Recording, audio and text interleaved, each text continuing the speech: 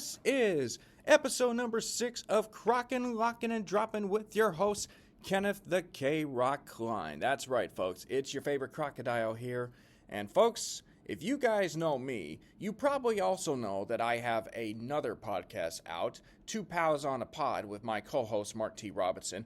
And today, we actually released our 48th episode of that podcast. Yes, 48 episodes of that other podcast, which you can listen to on Apple Podcasts, Spotify, and Buzzsprout. We talk a little good things. Of course, Mark puts me in the hot seat, and I had to answer a very sensitive question that some of you might call me crazy and idiot. Some of you might want to cancel me after what I say. But if you want to listen to what it is that we talked about, go on to Apple Podcasts, Spotify, and Buzzsprout. Two Pals on a Pod for that podcast. But folks, you didn't come here to me talking about the other podcasts I'm doing. You came here to listen to me talking about this particular podcast in general. And today, folks, we got a real interesting show for you today. I'm going to be taking a little bit of a break from professional athletes, and I'm going to be talking about college athletes, in particular, stuff that's going on around in college athletics. Now, folks, there's definitely a lot of stuff going on at the University of Colorado with Deion Sanders' program. There was an article that has been released, and then there has been an ongoing social media feud between Deion Sanders, his son, and some former players of that program. We will be talking about that on this show, and I'm also going to be giving out my thoughts in particular about the transfer portal. What exactly do I think about it? Do I think it's great? Do I think it needs some adjustments and all that? Is it kind of confusing? I'll get my thoughts into it as well. But first and foremost, folks, I know we talked briefly about the uniform situation down in Houston with the Texans and all that, and how much I definitely liked it, even though there was a color situation regarding the amount of Columbia blue, or Houston blue as we like to call it, depending on the situation with the NFL and the Titans as well. Well, the Texans were not the only ones that had that situation come up. The University of Houston's football team last year decided to pay homage to the Columbia blue tradition when they came out with uniforms in honor of the Oilers as well, but also for the city flag of Houston, which has some blue in it. And they came out with uniforms wearing a similar shade of blue as the Houston Oilers during last season's opener against the University of Texas in San Antonio. Now, this was a very widespread praise by the University of Houston supporters, as well as everybody that lives in the city, but it did draw some attention from the NFL. And the NFL basically sent the University of Houston what they call a cease and desist letter. Cease and desist letter. Just trying to make sure I get that pronunciation right. But they basically sent a letter to the University of Houston saying, you can't not wear those uniforms. You got to stop that because you're basically infringing on the Tennessee Titans, who own the Oilers' intellectual property rights after relocating the team during the 1990s. And this was an article that I'm picking up on from Joseph Duarte of the Houston, or not Joseph Duarte, but Josh Criswell. Josh Criswell of the Houston Chronicle. I apologize for that. I know Joseph Duarte was mentioned in this article, but I accidentally assumed that he was the one that wrote this article. But it was actually Josh Criswell who wrote this article, although Joseph Duarte did play a big part. The thing is that the University of Houston could have easily taken the easy route, which would be, well, I guess we don't want to offend anyone, so we're not going to bring those uniforms as well. But then it's like, nope, that's not going to happen. According to Joseph Duarte, the Houston Cougars, the University of Houston's football team, is going to defy that because they believe it's more to the connection of the city of Houston, which is commonly referred to as the H-Town Blue. If you look on the flag of the city of Houston, you can see some of that blue as well. It has nothing to do with the Tennessee Titans. And that's the thing that the NFL and the rest of the world that look at this needs to realize as well. So they are basically deciding that the league, they have informed the league that they're going to add alternate blue uniforms. And this is their defense is it's just a connection of the city of Houston in general as well. So there are some things that they still need to work on, but the University of Houston is giving the NFL an opportunity to respond with plans for modifications on those uniforms. But the thing is this is a defining stand for the city. They are not just going to let the NFL, who, by the way, has had some other notorious issues, mostly with players being arrested, players having drug issues, players in concussion protocols as well. This is a very petty issue for the city, for the NFL, to basically keep the Tennessee Titans in possession of those uniforms, and no one else is allowing that. That's just petty, if you ask me. So I applaud the University of Houston for doing this. I applaud them for standing up to the NFL and basically saying, this is why we're doing this. We should have that right. It has nothing to do with Tennessee. I don't care how petty the owner is. This is a ridiculous issue. We should have the connections. Besides, the NFL needs to understand Houston culture. Now, I haven't been in Houston for a number of years, and I do want to go back to Houston eventually. I want to live in Houston. I want to be married in Houston. I want to hopefully one day raise a family in Houston. And, of course, I want to die in Houston. That's the way I hope to have the rest of my life planned out. But this is a big win for the city of Houston, for them to stand up to the NFL. It's going to put the NFL on notice, and it should hopefully lead the NFL to consider and basically make an exception, because this has nothing to do with the Tennessee Titans. This has to do with the Houston Cougars and the community of Houston in general. And yes, the Texans, of course, had to have a little bit of a compromise for how much blue they were allowed to have, which isn't much, but it's still very important. So that's my thoughts on the situation with the University of Houston. And we're going to be talking about another Big 12 opponent for the University of Houston, the University of Colorado, the situation with Deion Sanders. What's going on down there? We'll step aside for a moment, but we'll be right back after this.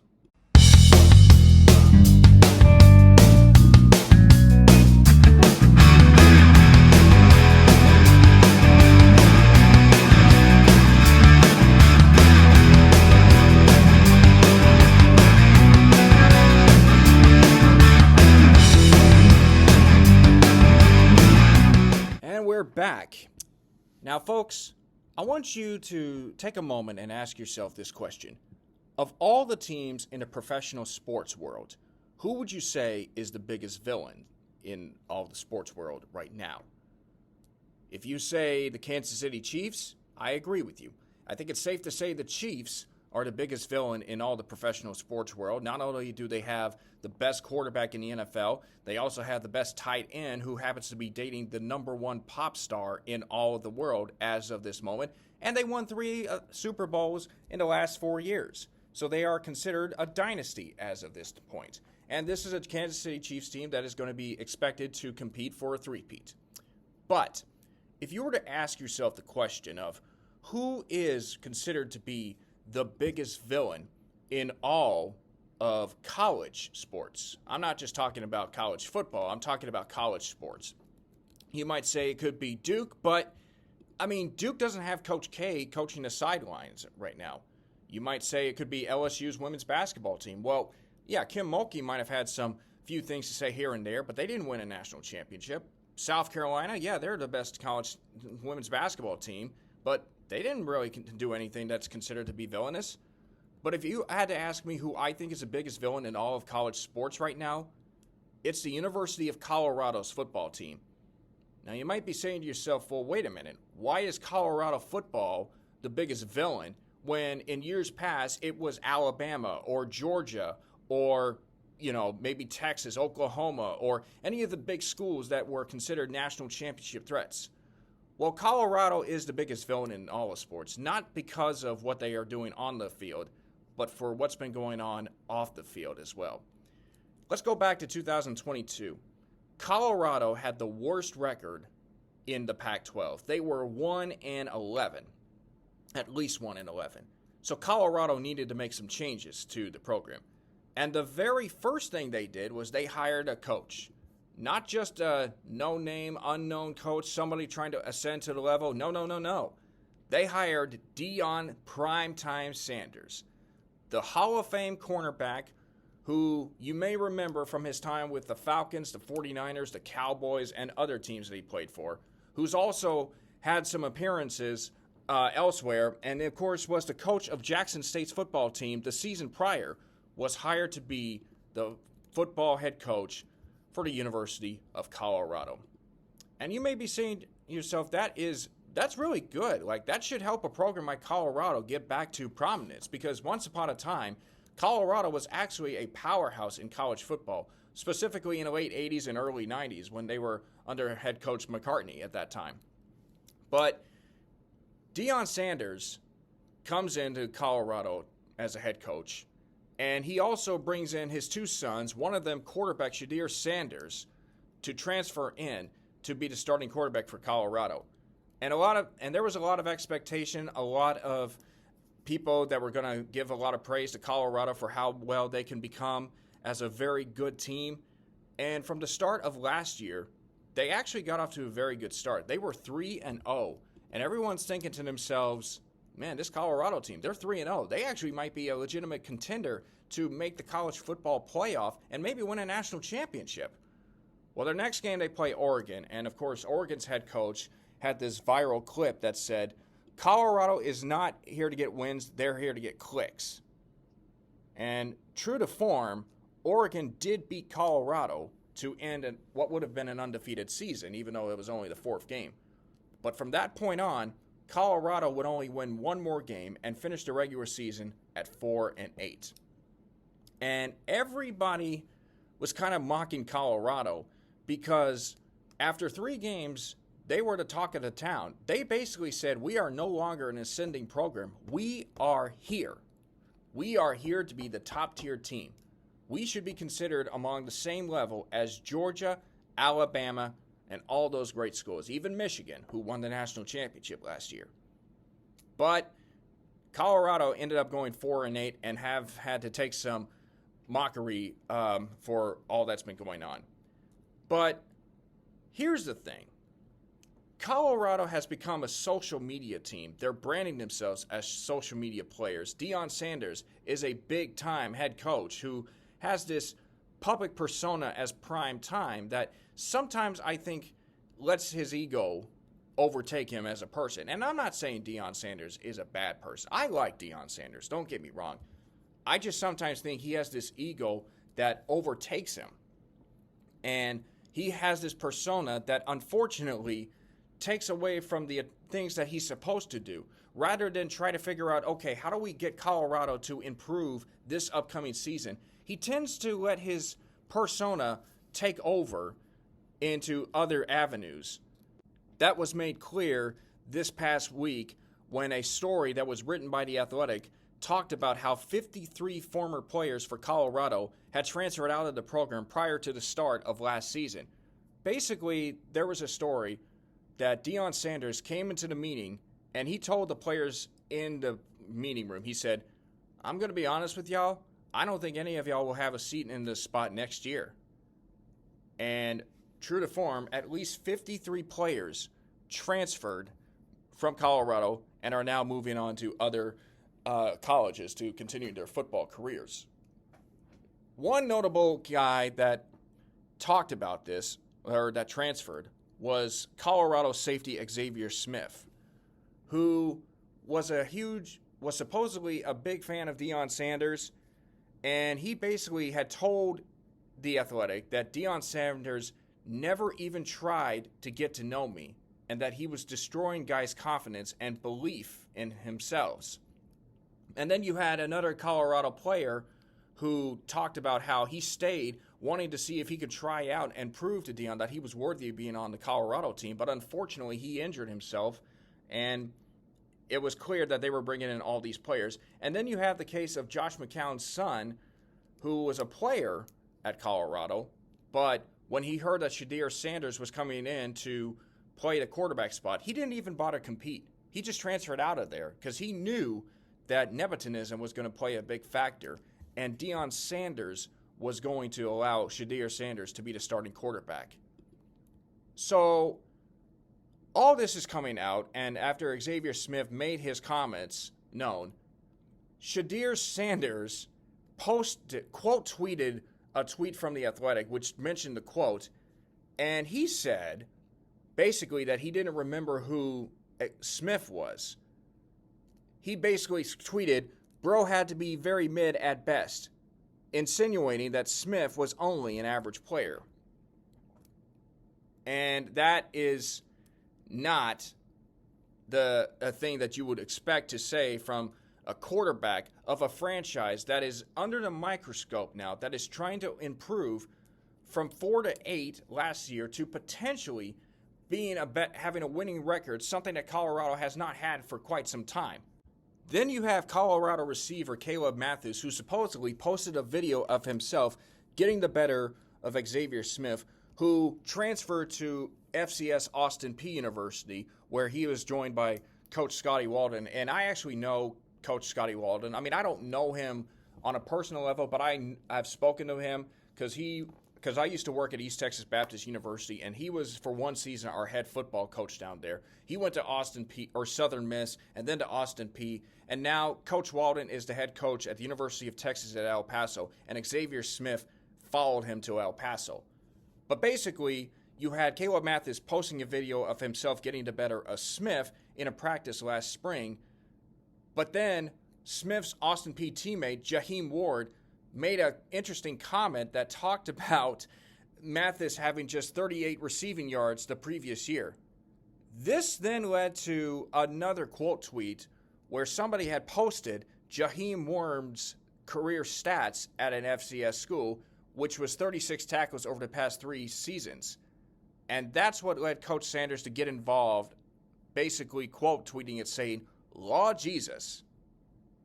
And that is when all hell has broken loose.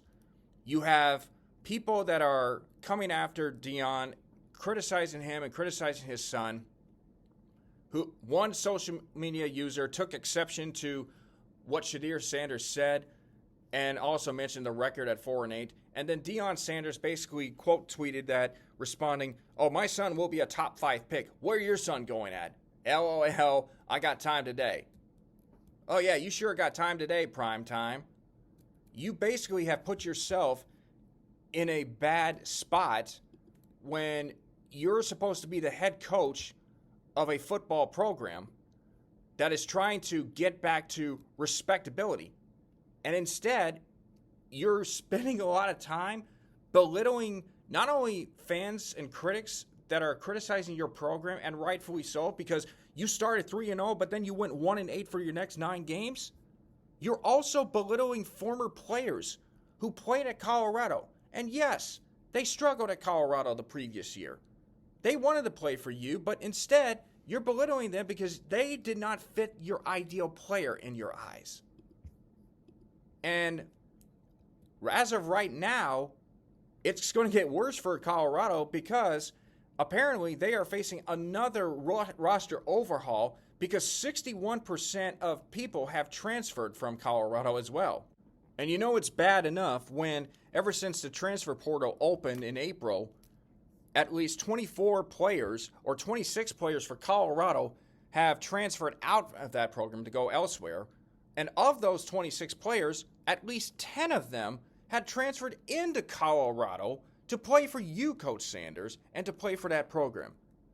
So clearly, something is going on over there, which is, this is absolutely sad, because last year, Colorado had 72 players. They signed 72 players on scholarship, and 61% of them are no longer on the roster. So clearly, there's something going on in Colorado, and that is a concern if you're a fan of Colorado football. If you've been a diehard Buffaloes fan, you had to be thinking last year was going to be an exciting year because you started off 3-0, and then all of a sudden you dropped to 4-8 to end the year, and all this mockery is going on, and yet you have a coach who doesn't like the mockery. He doesn't like it when people criticize him or criticize his son and everything, or the program and the way they're doing things about it. I mean, the bottom line is, haters are going to hate regardless. I don't consider myself a hater because, as I said, I like Deion Sanders. I think he's a great personality for the game. Is he a good coach? I mean, he did elevate Jackson State from unknown to respectability and relevancy. But is he really a good coach that's going to bring Colorado up to the chance of possibly being a national championship contender? I don't know. Because I'm more concerned that Colorado might not be thinking about being the most popular, best team in college football. I think they're trying to be the best team as far as the social media game is concerned. Because you think back to that comment from the head coach of Oregon, we're playing for wins while Colorado's playing for clicks. He was right. Because it seems like Colorado is focused more on their social media game than they are trying to on the football field. Now the question is, what is that going to do to Deion Sanders and his son as far as the future for the program, with all this stuff about them criticizing players, former players, and everything? Is that going to have an effect on Shedeur Sanders, who will probably more than likely declare himself eligible for the NFL draft next season? Is that going to have an effect on his draft stock? I don't think it will. I think he will have to have a very great season, maybe put himself in a Heisman Trophy candidate conversation to be a top 5 pick in a draft like Deion Sanders says he's going to be. Well, he didn't look that way last year. Maybe he will improve.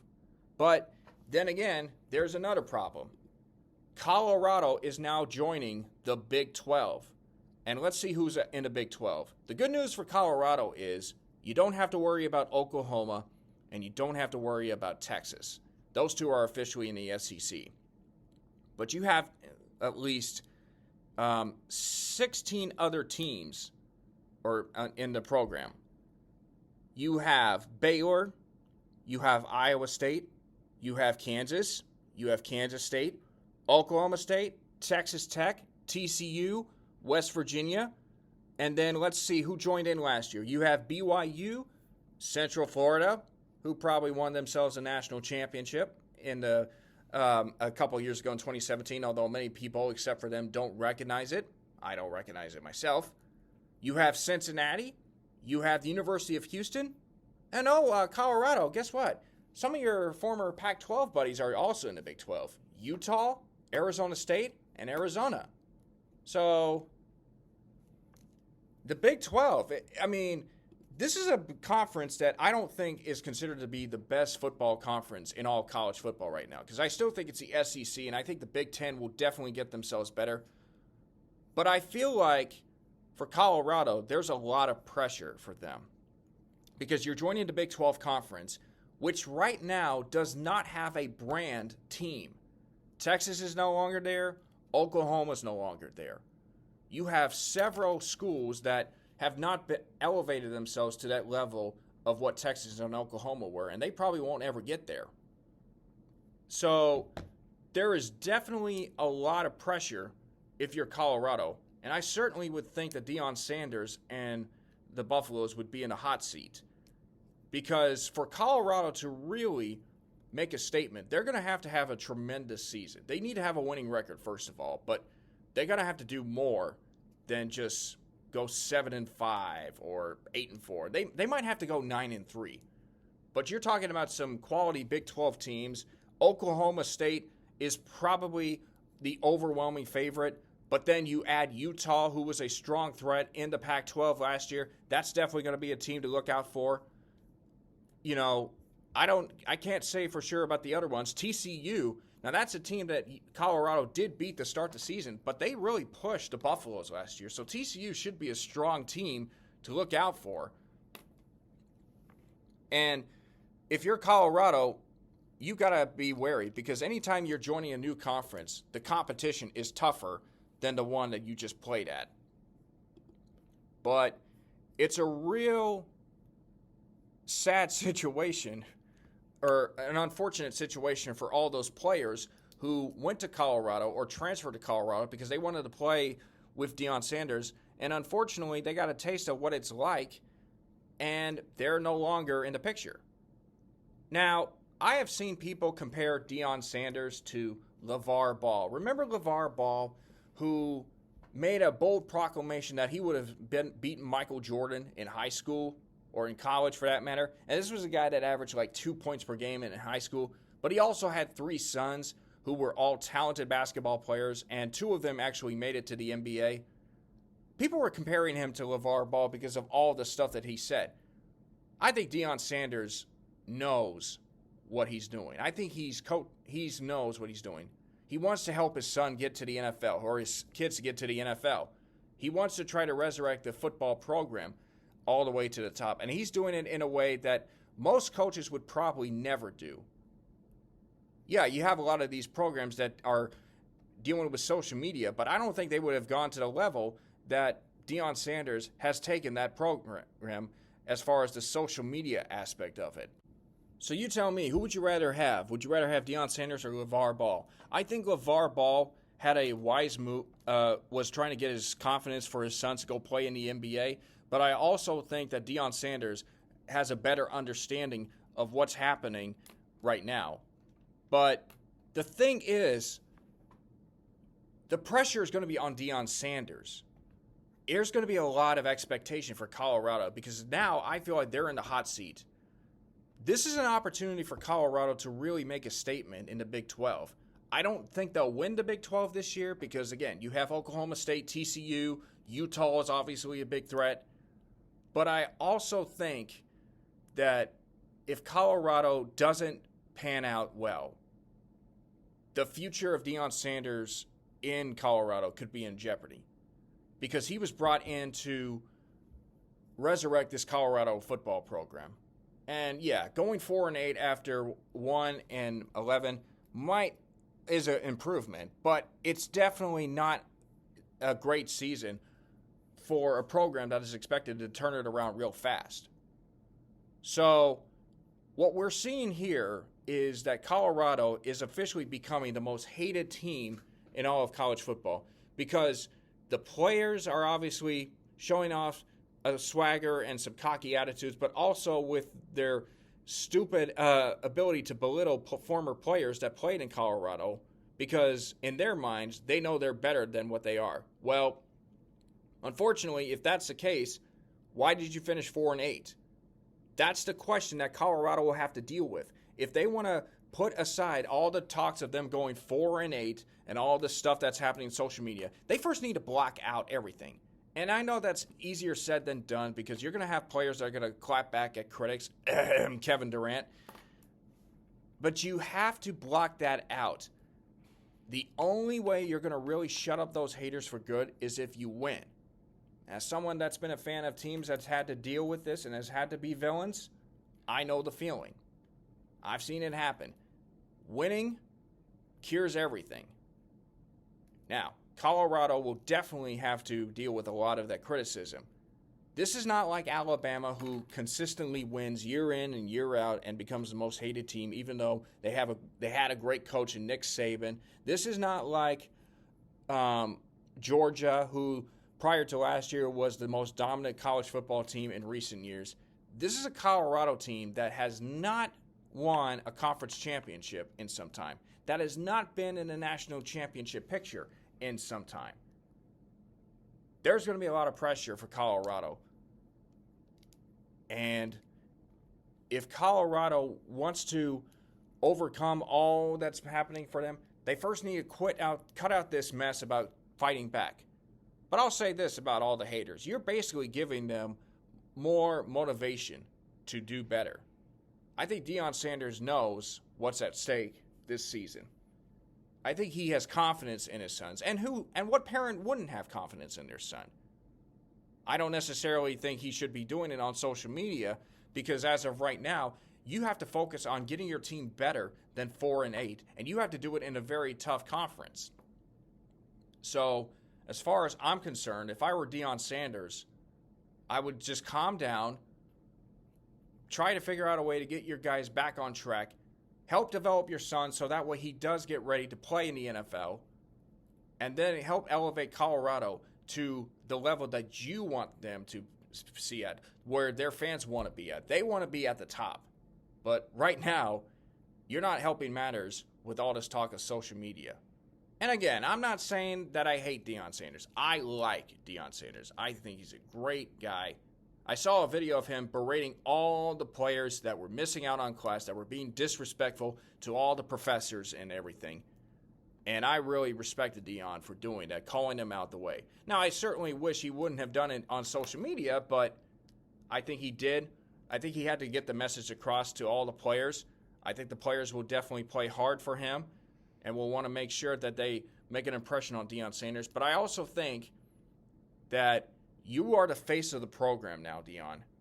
You need to not let your persona get to you. You have to, yes, you can have the cockiness and the swagger like you always have been, but you need to realize that if you continue to lose, you're going to get more criticism than what you got in your playing days or so. But that's just my thoughts on the matter. I think Colorado should be a team to look out for in the Big 12 for the very next season. And I know this, the pressure is on them. Because if they don't have a winning season, the hot seat's going to get worse and worse than what I was on the episode that I was on in Two Pals on a Pod.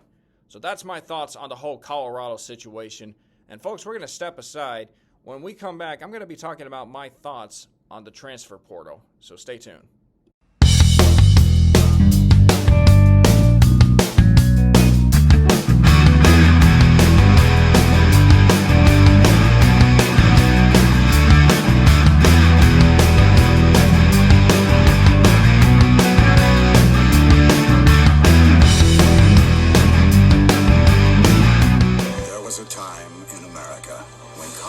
Of athletic prowess were a metaphor for the nobility of man. Historic moments forged by the love of the game celebrated the human potential to achieve excellence. But as time passed and the country neared the millennium, something went awry. That was an audio clip from the movie Basketball, which, believe it or not, was a movie that was created by the ones who created the South Park cartoon series. Mom, my God, I'm so fat. I'm fat right now. I can't do that Eric Cartman impression. Yeah, it's probably the worst Eric Cartman impression I've ever had. But yeah, there was a movie called Basketball, which basically the plot line for the movie is two childhood friends come up with a sport in the backyard or the driveway called basketball, which is a combination of basketball and baseball. So yeah, you're taking basketball and using baseball rules, kind of like horse and all that, but you're going to have to watch the movie. But they take this sport from the driveway all the way to making this professional league where you have teams from across the country and you have the big guns as the announcers. So you're talking Bob Costas, Al Michaels, Kenny Mayne, and Dan Patrick. I mean, it's one of those movies that's funny, but it's really not funny. I mean, after all, it's got some funny moments in there as well. But if you want to watch it, that's totally up to you.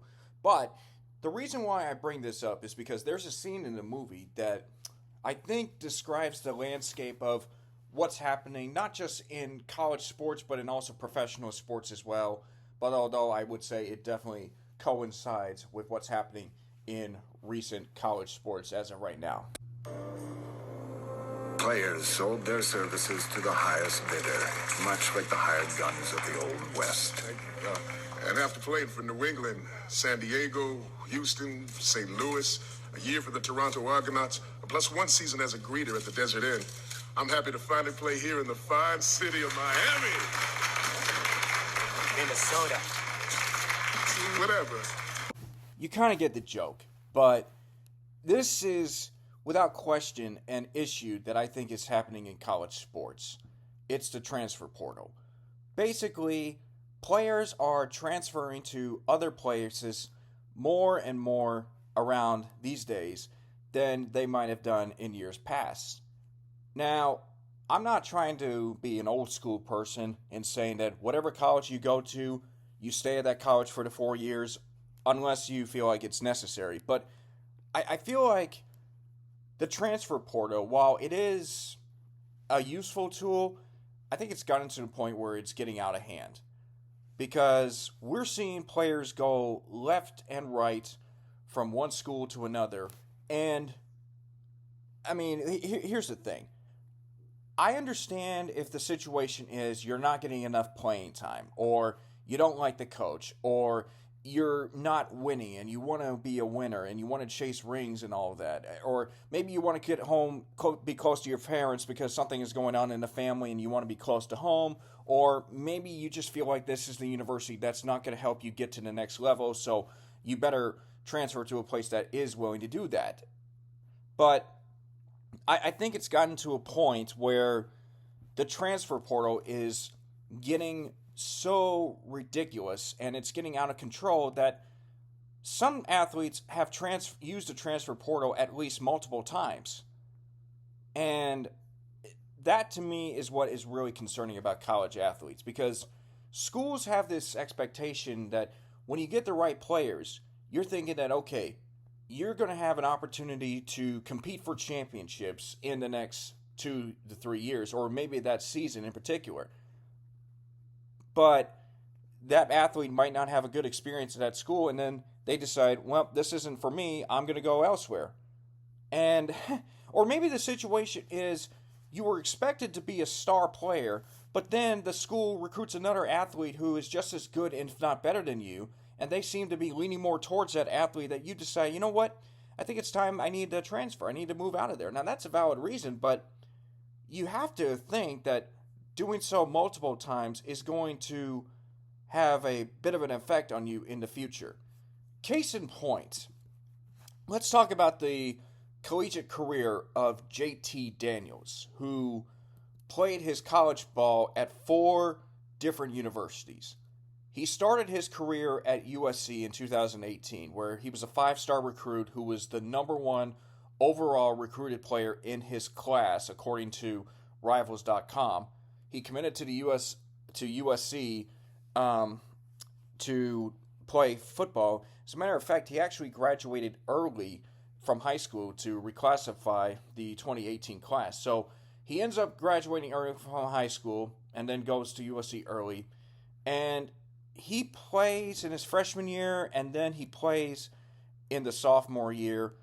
Or actually, what happened in the sophomore year was he tore his ACL and unfortunately was out for the rest of the season. So you would think that he would come back as a starting quarterback for USC, but unfortunately what happened was Kadon Slovis had a solid season in USC, and he was really, like a lot of USC fans were considering him to be the future of the program.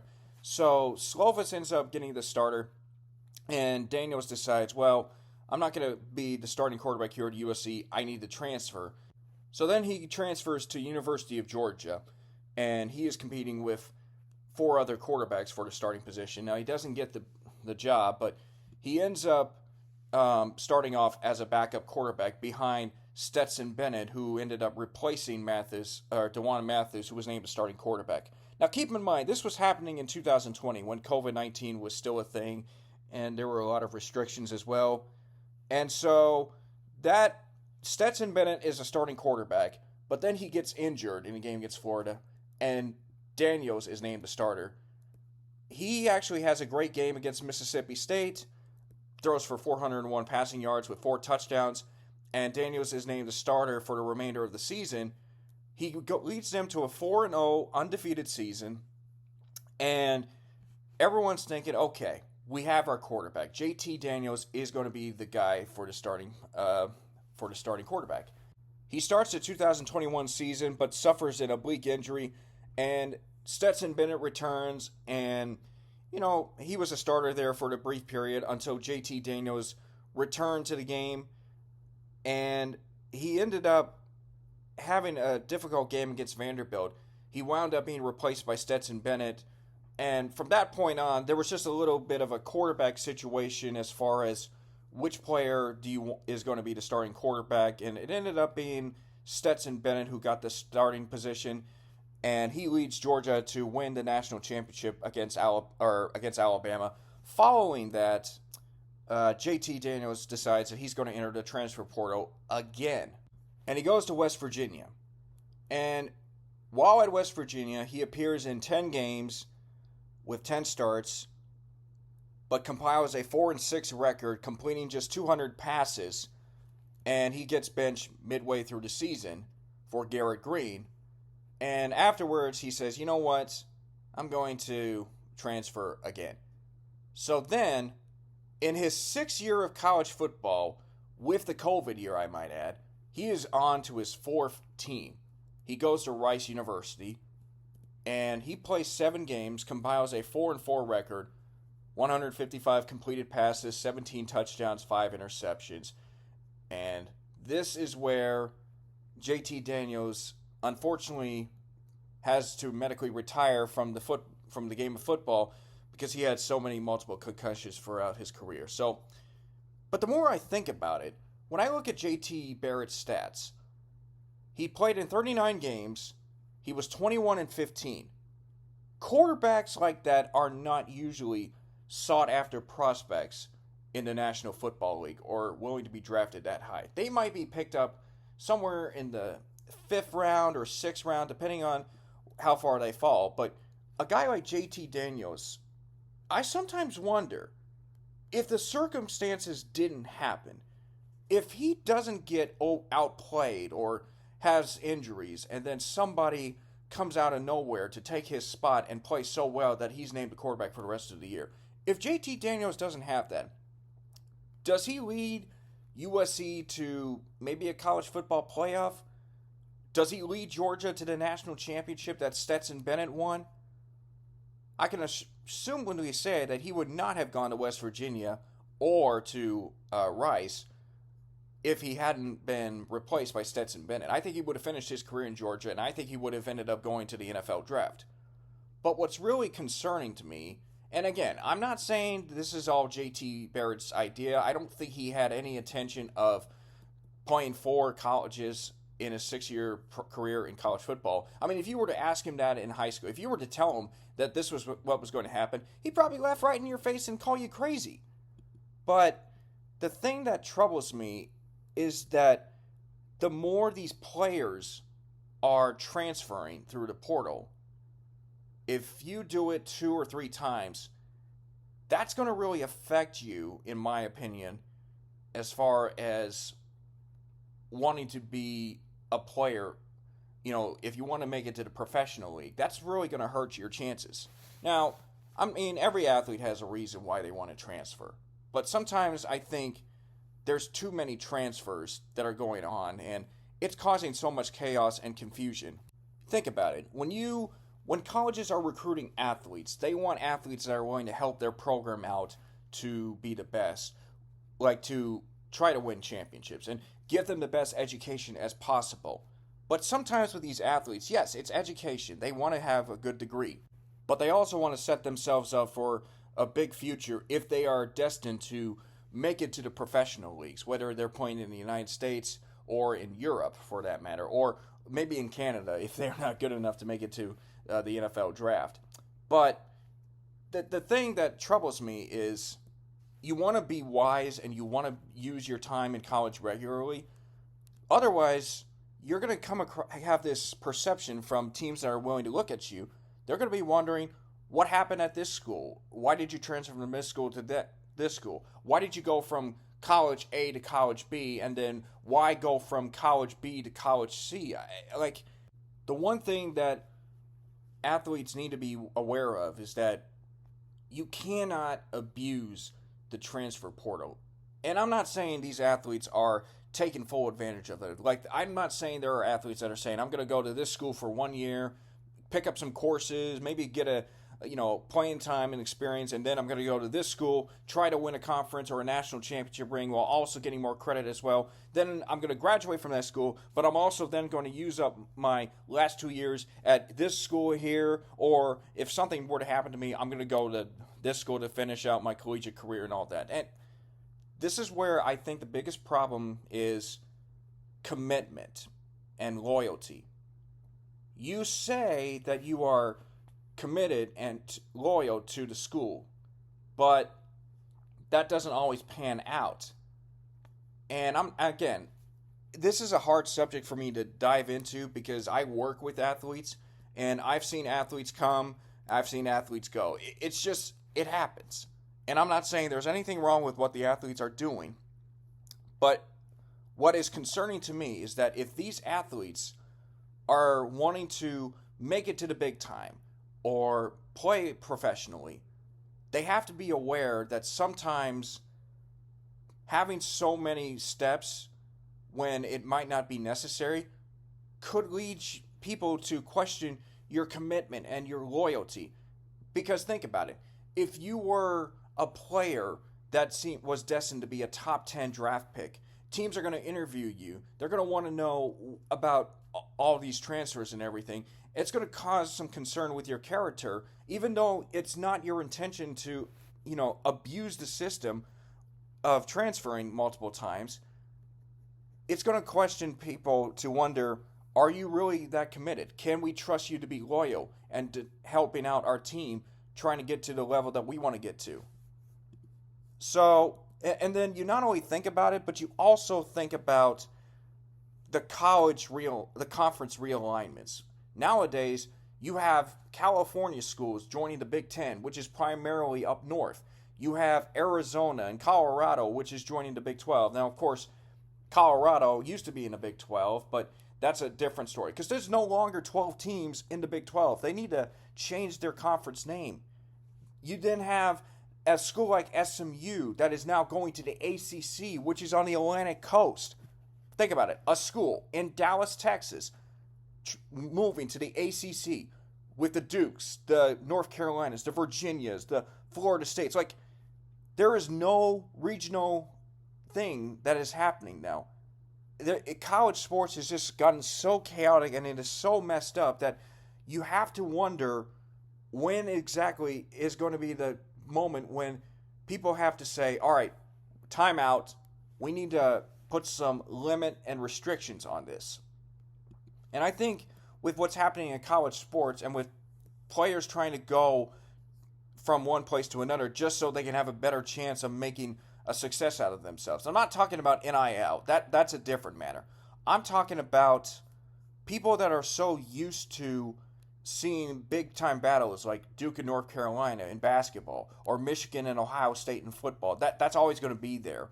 But now, instead of having Texas and Oklahoma playing the Big 12, they're going to play each other in the SEC. And it's just so foreign. Like, we've been used to seeing Texas and Texas A&M in two different conferences when years ago they used to butt heads in this big rivalry. Now they're probably going to reignite that rivalry. But we've been accustomed to A&M in the SEC and Texas in the Big 12 conference.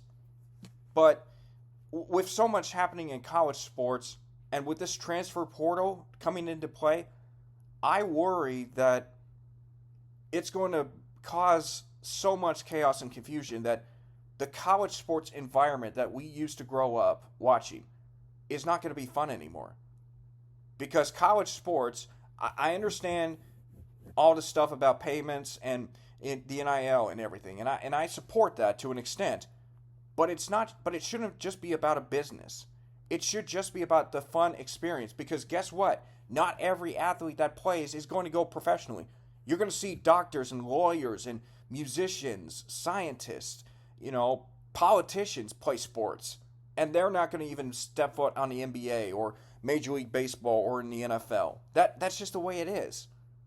But for the ones that feel confident that they're going to make it to the pros, there may be a bit of an issue when teams are going to question not their work ethic or their character, but why did they make all these transfers?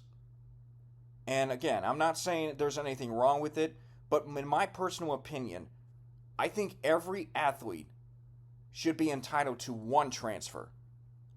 When you sign a scholarship offer, or when you sign the letter of intent, and you get that offer from that school, you should be attached to having one transfer portal. You got to be wise with it. You got to use it wisely, and you have to think about it. Because if you use up that transfer portal in your freshman year, guess what? I don't care about the issues that are going on in your next school. You're stuck there. So you have to think about it real clearly. This is not to say that you don't want every athlete to have a bad experience. This is to say that athletes need to be smart.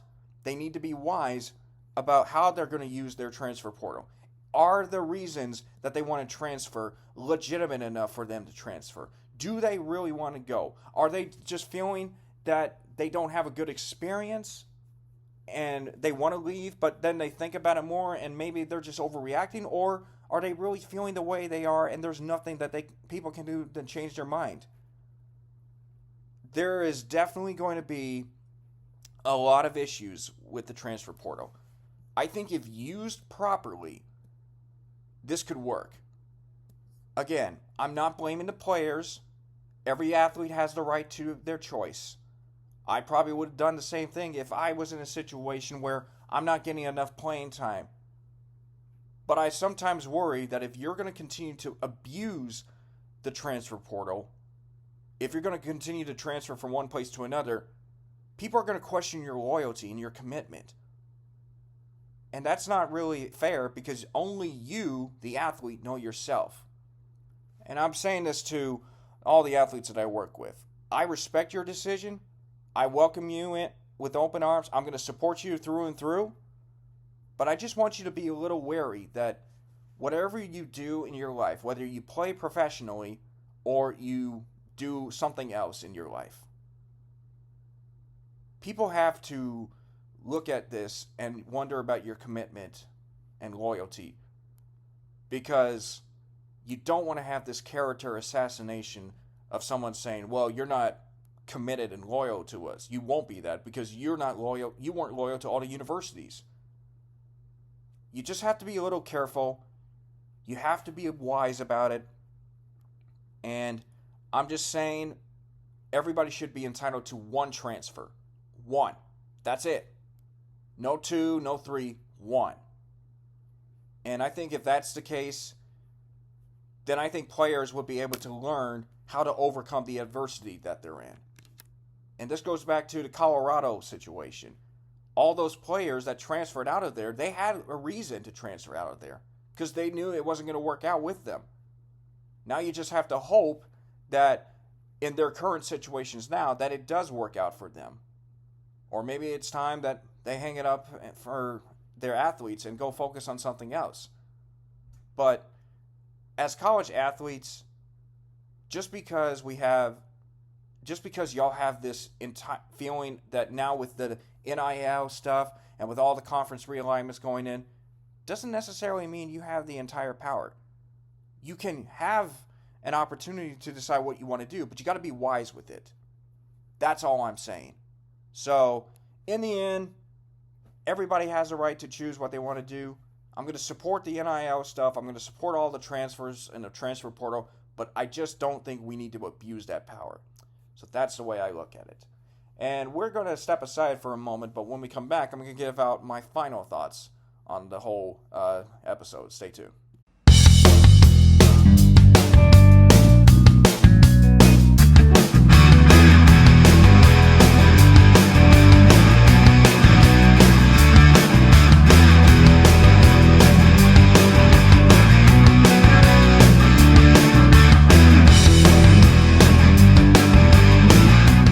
So that concludes episode 6 of Krocking, Locking, and Dropping with the K-Rock, which, of course, you can watch on my YouTube channel, as well as all the other episodes for this podcast. Looking to continue onward and making more of these. And, you know, I just missed the days in college where everything was cool. I mean, I had some good moments in college, and then there were some moments when I think back that I wish I could have done differently, but moral of the story is that everybody deserves to have a great experience in college. But sometimes you have to learn life lessons very difficult. And I had my fair share of those during my 4 years at Baylor. And I know it's definitely some of the best years of your life, but it's also going to be some of the most challenging years of your life. And that applies to athletes as well. Whatever you guys decide to do, just make sure you think about it, you consider the pros and cons of it, and if you believe in religion and all that, you pray about it and everything, and then just go from there, and then whatever you decide, you stick with it. But just be aware that sometimes you're going to have to answer questions that are going to be tough because people don't understand the full story. Only you know who you are as well. That's going to wrap things up for this edition.